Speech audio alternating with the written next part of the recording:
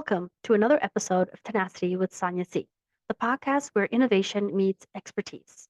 I'm your host, Sonia C., and today we're embarking on a journey filled with leadership lessons, entrepreneurial insights, and investment strategies.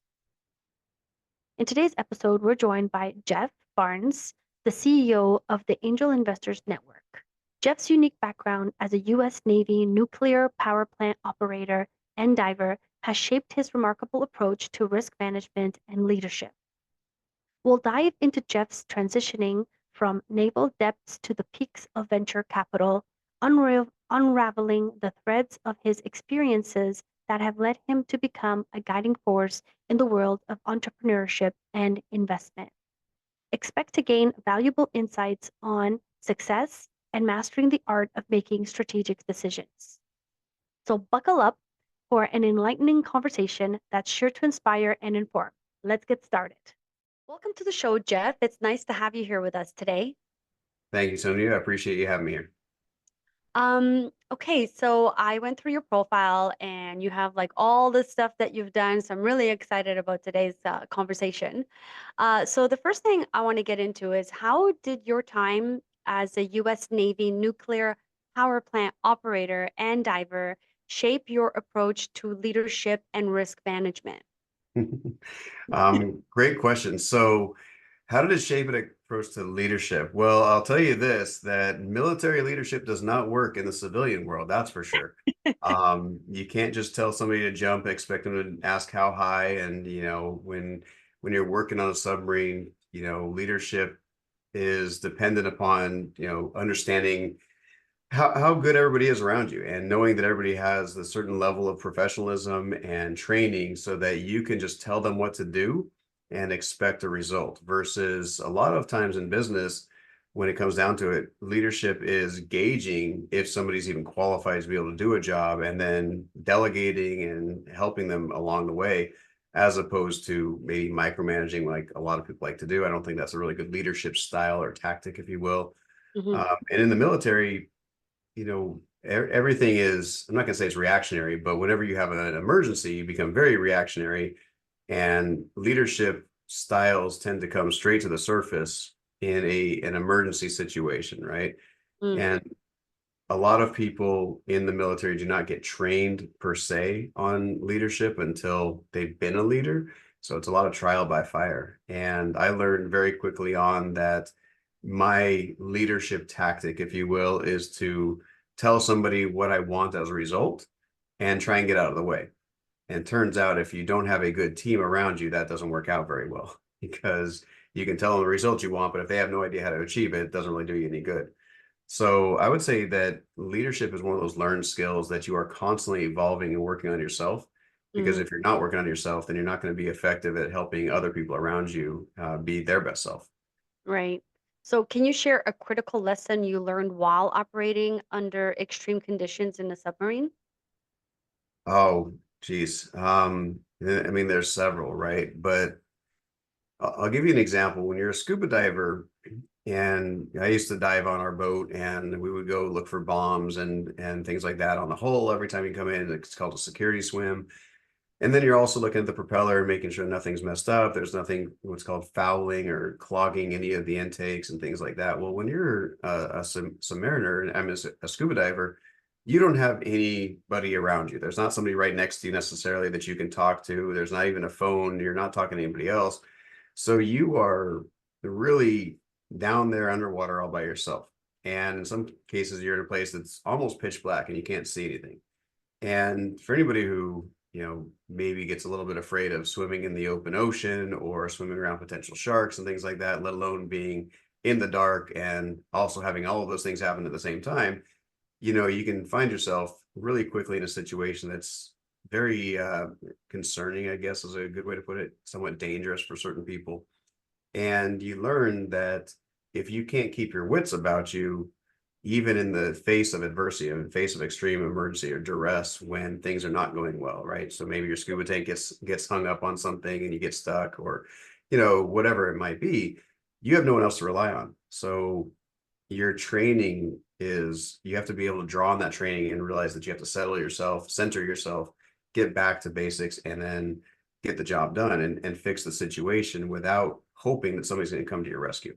And that's really the big point of making that story, is that I had a situation several times where I'm underwater and we run into something that you weren't expecting to see, and now you have to fix the problem, and you have to fix the problem without somebody being there to help you, and you have to know what to do, and you have to know what to do in the instant. You can't just wait and maybe come back to it later. It's like, this needs to be solved right now. And so I'd say that one of the big lessons that I learned while being in the military was being able to draw on the training and the experience that I had and be able to manage myself and my own emotions so that I could see myself and our crew through whatever potential problem we had, in spite of having, emergency or exigent circumstance, if you will. Hmm. Okay, so you go from serving the military and to becoming a risk management consultant and helping entrepreneurs develop strategic partnerships with Fortune 500 companies. And then we jump over to 2018, and you took on a role as the CEO at Angel Investors Network to help more entrepreneurs bring their products, services, and technology to market as an advisor, mentor, coach, and venture fund manager. So, what were the biggest challenges you faced when you took over the CEO of the Angel Investor Network? Yeah, so you've probably heard that saying, a lot of people might have 30 years of experience, or do they really have 1 year of experience 30 times, right? And one of the challenges that we had at AIN was that we had a very narrow subset, skill set, if you will, and it hadn't been developed fully, and we hadn't turned it into a real business. So we had this idea of a business, but we didn't have a real business. And one of the biggest challenges was understanding, how do we fit in the marketplace, right? When Angel Investors Network started back in 1997 as the first online nationwide angel group, it didn't exist. So it was Mm, very easy to attract members and get customers coming in and get people coming to our events, and that was straightforward. But when all of a sudden you have angel investor networks everywhere, and you have these incubators and all of these different hubs for people to go to as entrepreneurs and investors, you then find yourself in a situation where you have to identify, well, what's unique about us? Where do we really fit in the market?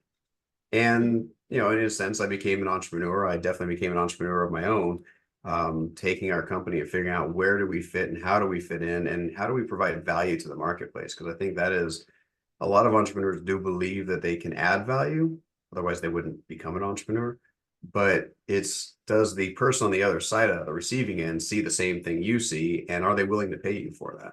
So really going back to, the studs and redrawing the business plan and how we are going to do all of that made what was a really good exercise for us. It started making us a lot of money in 2019, and then unfortunately our entire business was predicated on live events, and then COVID changed all of that. So we had to mm. reinvent ourselves again. So I would say that was the biggest challenge. It was like just reinventing to figure out, how do you fit in the current market. And what kind of is there a particular like line or industry that you look for when you're looking for startups to invest in? No, we're industry agnostic. We have a few companies or industries that we'll stay away from for a Okay. number of different reasons, whether it's moral, ethical issues, or just the fact that we want our investors to have a chance of succeeding. So, like pharmaceuticals is one of those ones where it can be incredibly lucrative. There's no doubt about it, but also incredibly challenging. And as we've seen with some of these companies, it can also be morally and ethically bankrupt. If so, even though you might have made money, if the CEO or the chairman's going to jail for failure to disclose and things like that, that's not really where you want to be, right? Yeah. Um, so we try to stay away from industries where there's going to be that potential downside, if you will. Mhm. But for the most part, what we're really looking for are scalable companies. So a company that can actually go to $1 billion valuation or beyond. And that's harder than a lot of people think. Every entrepreneur thinks they have their $1 billion idea, but turning that into a reality is very, very challenging. And so that means it has to have a massive market that it can address, and has to have a massive problem that it can solve within that market. Mhm. And that in and of itself is really difficult for a lot of entrepreneurs to ascertain or to really speak to and help other people understand. So those are the really big things that we're looking for, is the exponential growth possibility, solving a really big problem. And then of course, along the way, can we make money doing it? Like that's goes without saying for the most part. Right. What strategies have you found most effective when you're fostering innovation and growing in the companies you've advised?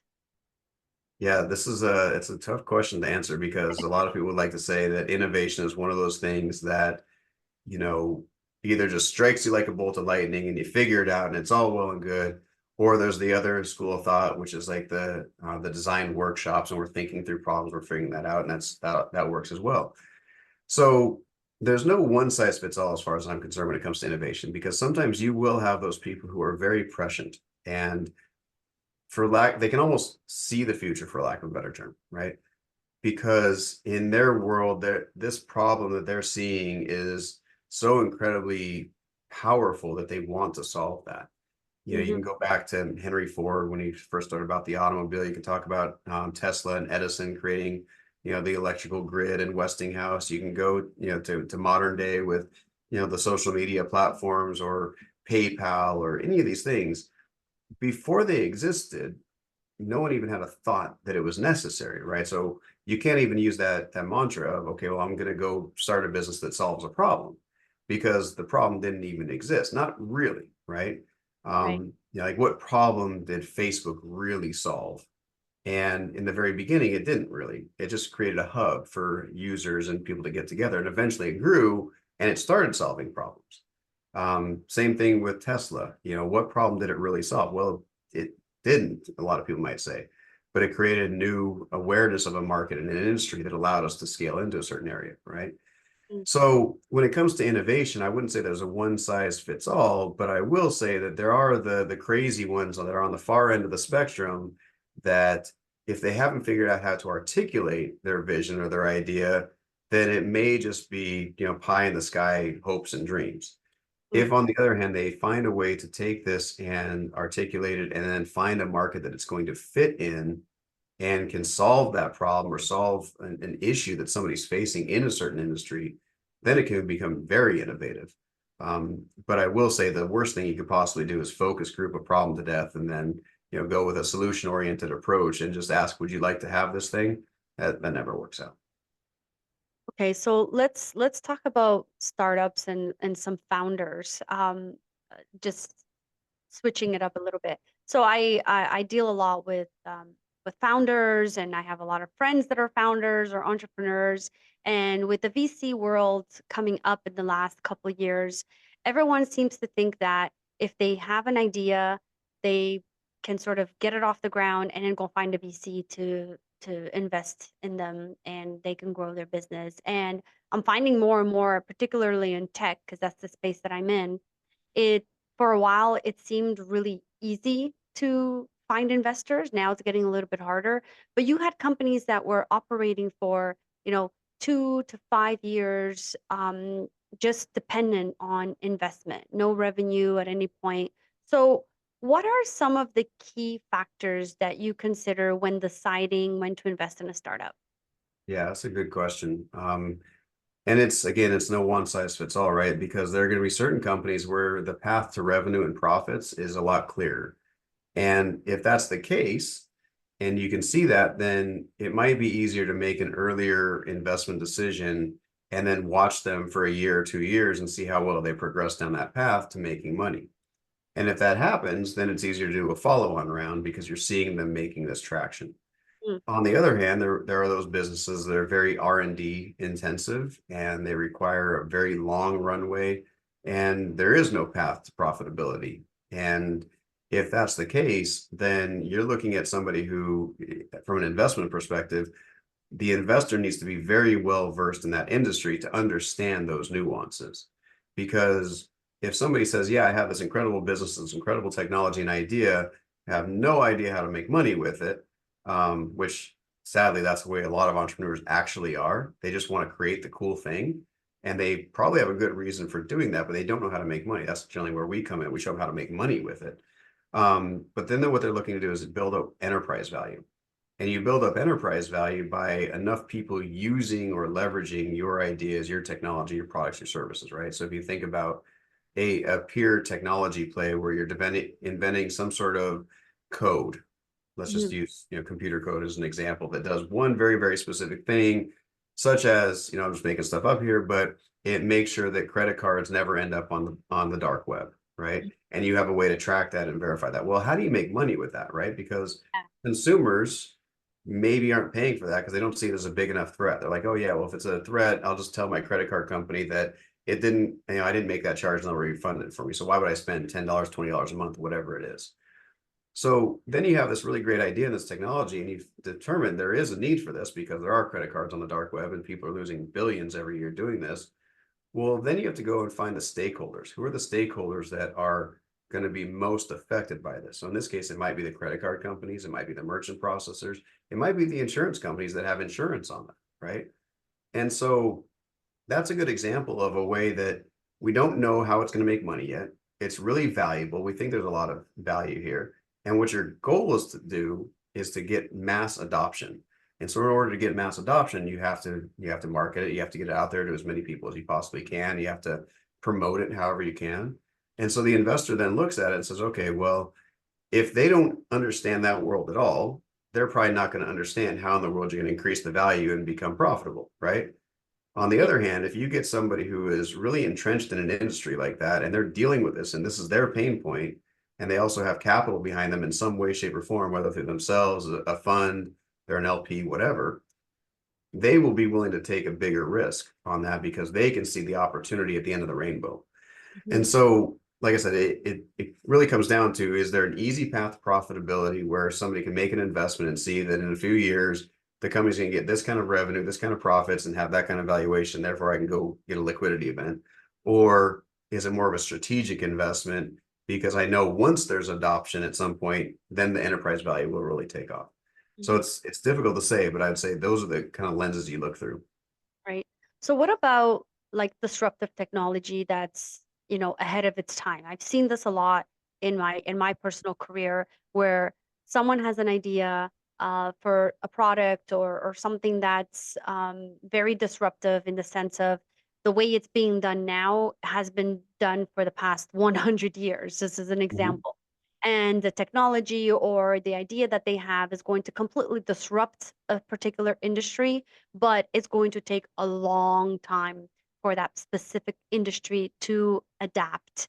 What advice do you have for founders or entrepreneurs who want to get into that space and eventually want to get investors, but it's going to take a long time to get there because it's so disruptive? Yeah, that is a very difficult place for a lot of entrepreneurs to be in because again, they're inventors. They are the ones that are coming up with great ideas and they haven't figured out how to make money with it. And if you haven't figured out how to make money with it, and it's so early that no one's willing to take a flyer on you and invest in you, you've still got to eat, right? Yeah. Um, and so what we encourage people to do is use your entrepreneurial endeavor as a side hustle and keep developing and keep working on as much as you possibly can. But you've got to be able to support yourself. Because here's one of the biggest mistakes a lot of early stage founders will make. They'll come up with a great idea and they think it's a great idea. And they've tested with a few people and other people think it's a great idea. But Yeah. all the people they're talking to, even though they think it's a great idea, they're not going to invest, right? And VCs will do this all the time. They're like, yeah, it's a great idea, actually, but come back to us when you've achieved 300% year over year growth and you're hitting $1 million ARR, right? Then we'll invest in you, right? Because that's outside their thesis otherwise. So if you've got to get there, well, you've got to survive along the way. So you do a few things. This is where angel investors can come in. If you can get a few people that can help to put the money in front of you just to keep the doors open and keep things going, that's great. Mhm. But what we really encourage people to do is find some sort of, way to just pay the bills for right now, whether that's gig economy or, work another job or something like that, whatever you can do, but don't give up on that passion, right? Mhm. Because it is hard. And anyone who tells you it's not hard and it doesn't take a long time either got lucky or is lying, right? Because this is a lot of work to come up with a blue ocean strategy. You have to first change minds and opinions before they'll even be open and receptive to a potential investment, let alone seeing it into a real business. Yeah. So what you got to do along the way is you're networking. You are going out there. I mean, most people that are creating a new technology, they might have one use case in mind. And this has been my career for the last decade or so. They might have a really good use case in mind. But the problem is that that use case may not be an industry they're familiar with, as familiar with as they might think they are. And so the idea falls on deaf ears. Hmm. Well, if that's the only industry you're going after and you're just like, I'm going to force my way in there and they're eventually going to see my brilliance and eventually going to buy it or invest, you're trying to push a rope uphill with your nose. It's not worth it. So what I encourage people to do is continuously get out there and network. Go find other entrepreneurship communities, go find other angel investor communities, go to different incubators and things like that, and get connected with other people because other people will see the brilliance in the idea eventually if you get really good at articulating it again. And they can see where it could be really helpful in this industry, which you may never have thought of. And Mm. that's when you start getting that traction because there's more than one way to skin a cat, as they say. And so if you just try and pigeonhole your technology too early, then it could be in a pigeonhole where it dies, and you don't really want Right.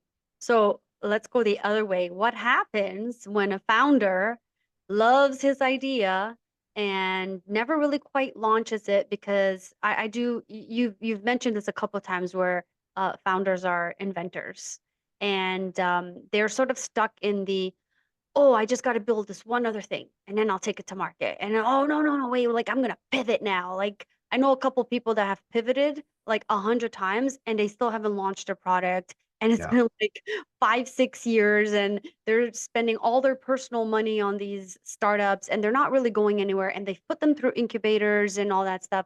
At what point do you tell a founder, okay, you need to stop? I know that's a hard Yeah. question. Yeah. Like, it's hard, but like, I think sometimes I think it's going to be important for our community to really grasp what you're going to say about this. Yeah, I hate to say it, but us as, when you're a visionary entrepreneur, sometimes you can't see the wall right in front of you, right? You're looking 10 Yeah. yards past the wall and you just see that if we can just somehow get through this wall, eventually, the grass is greener, life's great. But sometimes the wall is getting built bigger and bigger and bigger in front of you because whether somebody else is coming to market, I've seen this happen too many times. It takes them too long to develop it. And Hmm. as a result, somebody else with more money, more resources built a similar mousetrap. And as a result, it's kind of made them obsolete. Or, somebody's come in and designed an alternative to what you were doing, and they were able to get market share faster. Hmm. So what we really, there are times where I tell somebody to kill an idea, right? Right. Because the idea is just like, it doesn't make sense. You've tried as many different times as you possibly can. So kill the idea. And that doesn't mean kill the dream. Right? That's Right. really important for people to understand is that entrepreneurship is a journey. It's not a destination. And anyone who's a true-blooded entrepreneur is going to want to come up with new ideas, right? That's what a visionary entrepreneur, that's almost how you define them. They have 10 ideas before breakfast, right? So the problem is not generally the fact that they are not good at coming up with an idea or solving a problem or seeing a way to do this thing. The problem is they don't know how to implement. Mm. Okay. And so what we encourage people to do is if you have a great idea, then the only way you're going to know is by talking to it about with a bunch of people. Yeah. And some entrepreneurs will say, well, I'm not telling anybody about this because they'll steal my idea. Yeah. And that's about the most myopic thing you can say. We're not saying go tell your trade secrets or go reveal your intellectual property or your patents or anything like that. What we're saying is talk to people about what you're doing. And if you find that there's just like either nobody is receptive to it at all, it could mean one of two things. And unfortunately, it's hard to tell which. One is that you're really onto something, right? And you're just ahead of your time. The Okay. second is that there's absolutely no need for it at all, right?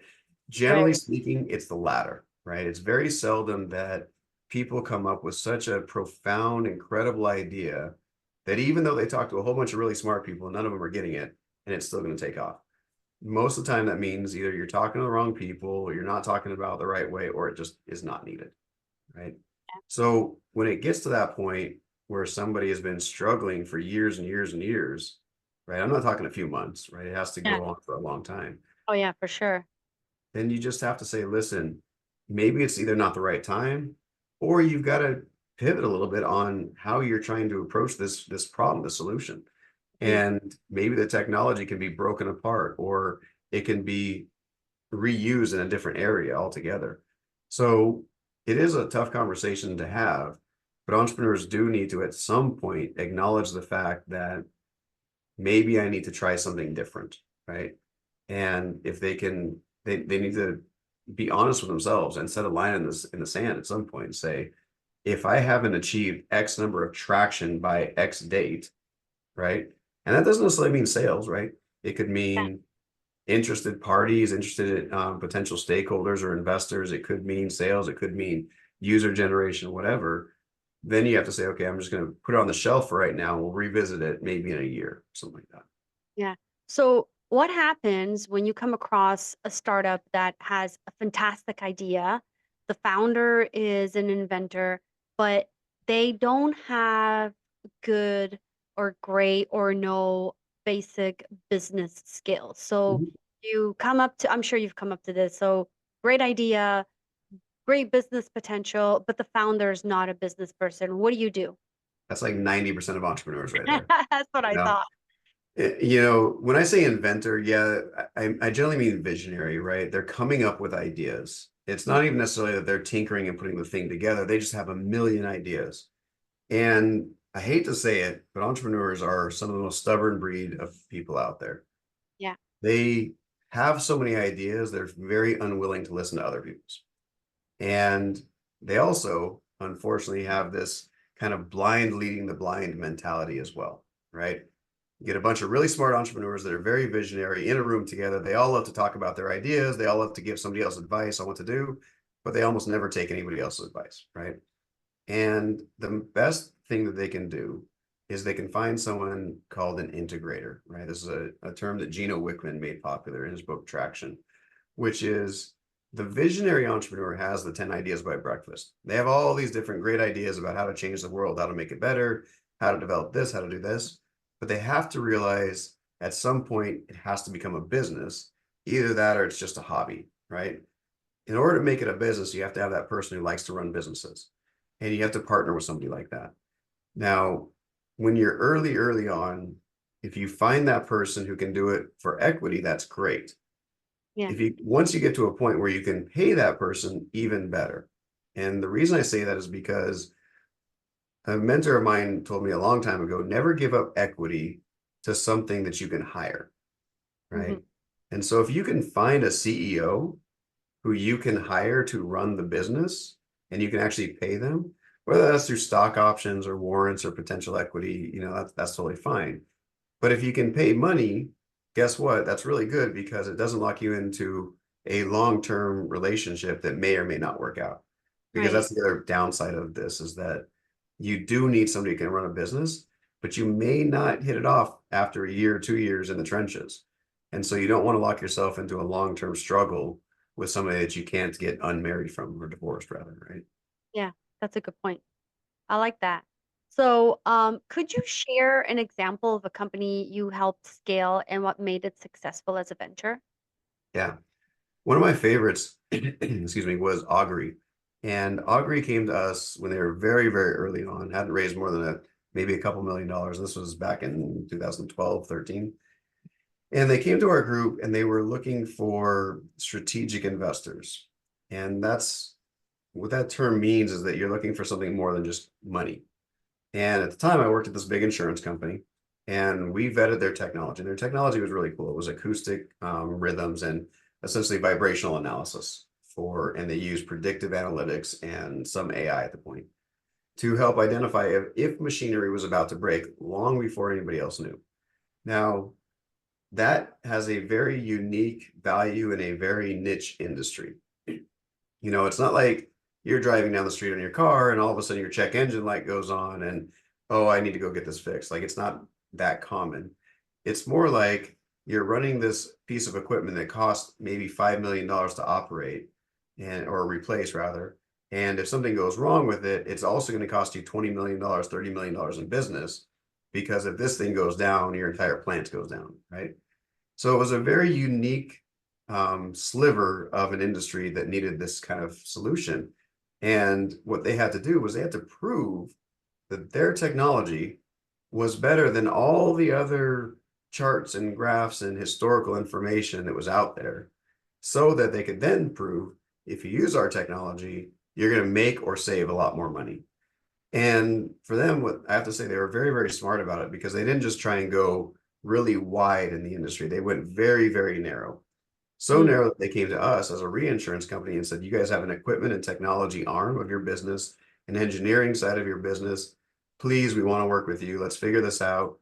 We ended up doing, over the course of a couple rounds, $17 million investment in them. They've gone on to do over $300 million, and they're worth, well over $1 billion at this point, because Wow. they started with a very specific focus of who they wanted to service. Okay. So, what principles do you emphasize when mentoring young professionals and entrepreneurs? Perseverance is the biggest one. Um, this is not an easy path in life. And I know a number of entrepreneurial people that have kind of walked into this not knowing how long and hard it was going to be, and then slinked back to a job eventually because they just couldn't handle it. Mm. We see all of these stories of people that do amazing things, and we try to emulate them. And that's Right. one of the worst things we could possibly do, because it takes away from your authentic self and who you really are. And part of the journey of being an entrepreneur is attracting people to you, right? Whether Right. that's your team, your potential investors, and ultimately customers. And you can't do that if you're inauthentic. So authenticity is really, really important. But then having that perseverance, that grit, knowing full well that you are going to fall flat on your face several times. You might cry yourself to sleep. You Mhm. might find yourself eating top ramen on a regular basis because you don't want to spend any extra money going anywhere. It means telling people that you're too busy to go hang out when in reality, you maybe can't even afford the Uber to get wherever the party is, right? And those are things that a lot of people, they can't stomach. They just can't deal with that. Being an entrepreneur means going to bed with your ideas and waking up with them. And that takes its toll. Everybody who has been an entrepreneur, it takes a lot out of them.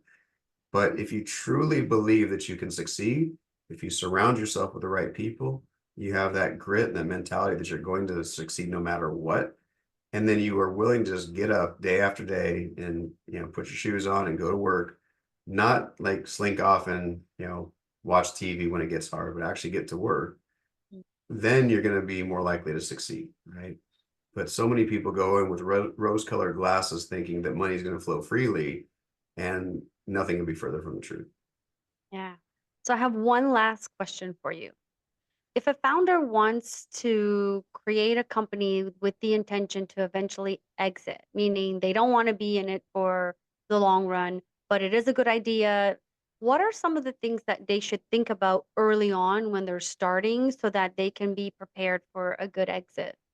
Yeah, that's a really important question, if not one of the most important questions for an entrepreneur to ask. So, I like that one. The most important thing for any entrepreneur who's looking to exit their company, and we invest in and we buy companies as well, we don't just invest in startups, is the company and the success of the company cannot be dependent upon one person. So an entrepreneur starts a company and they're able to grow that to several $1 million on their own backs. And they've persevered and they pushed through and they've built a community of people who love them and buy their products because of them, because of that personality. Well, if that personality leaves, Mm. then do they take all of that energy, all that charisma, all the customers with them? And people who are going to invest in or acquire a company need to be cognizant of that, and they are, right? You can't pull the wool over somebody's eyes when they're doing due diligence at that level. They know what drives the company. Now, does every investor make mistakes? Of course they do. But I'll tell you, the mistake they never want to make is investing in something that looks like a company but isn't really. Okay, Mm. so everything you can do to build a company that survives without you is what you should be doing. So whether that's training, onboarding processes, standard operating procedures, systems, automation, all of that. Build a company that does not need you to be there every single day, and you'll have a much higher chance of exiting for a valuation you're happy with.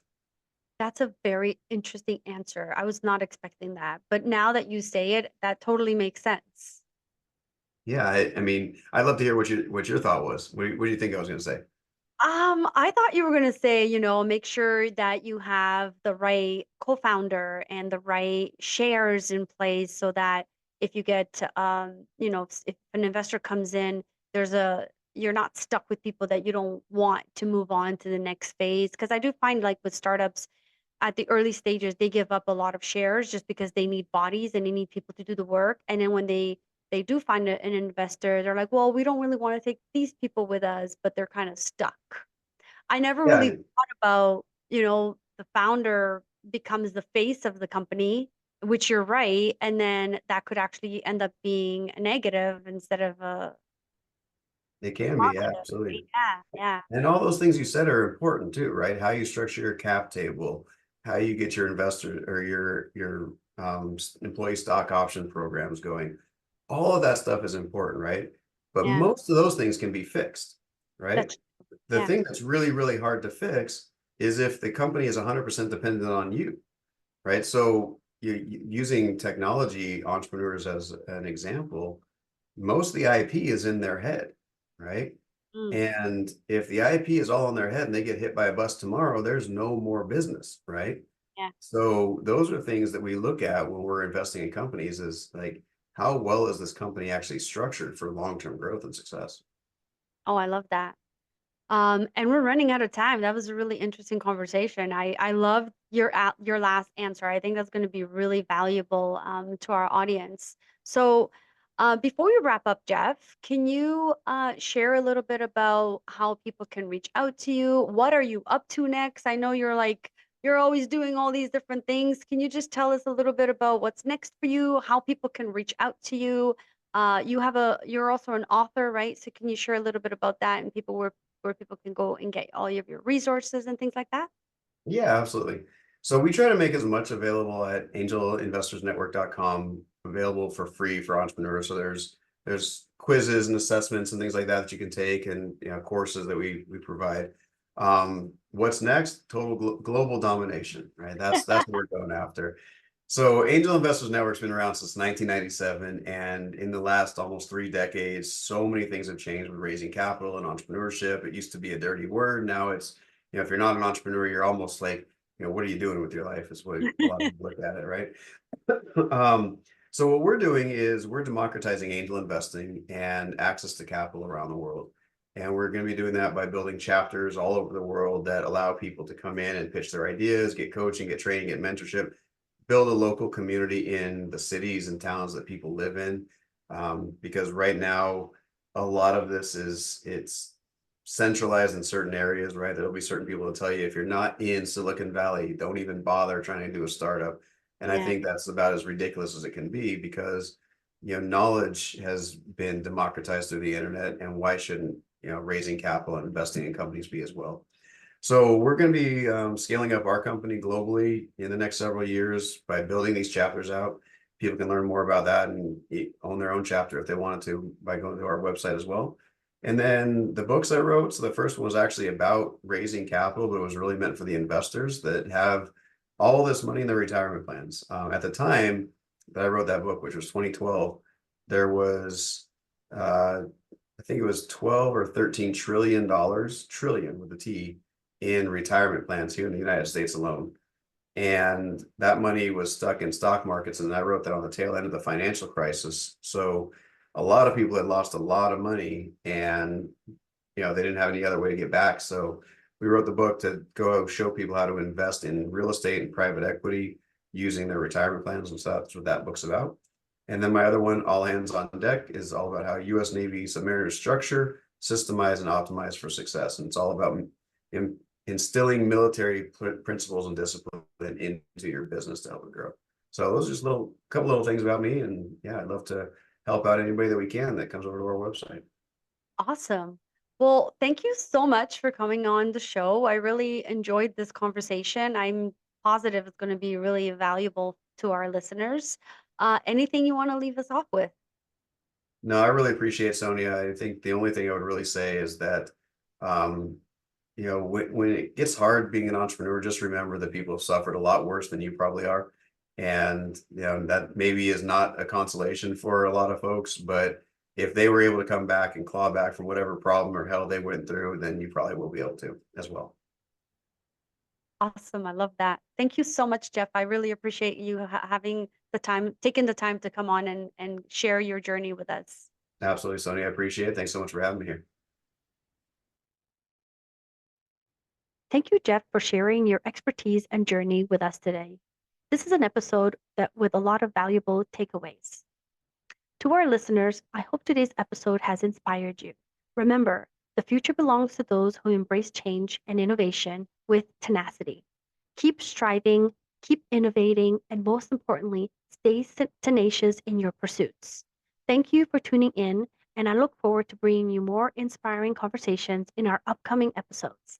This is Sonia signing off, but always remember to chase your dreams with tenacity.